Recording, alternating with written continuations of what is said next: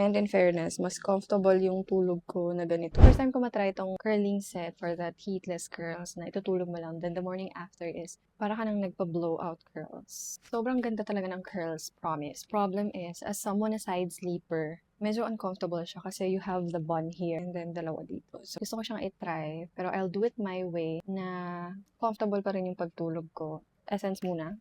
For hair growth, suklayin ang buhok. Mag-a-apply ako ng hair mousse. This is from Lux Organics. Sobrang gusto ko to kasi it's not sticky. Next is, I will section my hair dito sa crown. Ang gagawin ko is, ang igaganito, alam nyo na yan. Then, i-curl ko na siya using this heatless curling rod.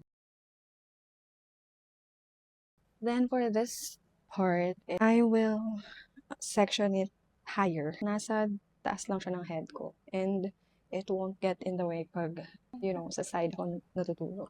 Tapos, i-cover ko lang yung head ko with this satin bonnet. Ang mukha tayong chef dito. So, that's it. I'll be back tomorrow morning. So, it's now 7:47 a.m. And tatanggalin ko na siya. And in fairness, mas comfortable yung tulog ko na ganito, yung sectioning. Oo. Ga-apply ko ng hair oil. Okay din yung curl kahit dalawa lang. I'm satisfied.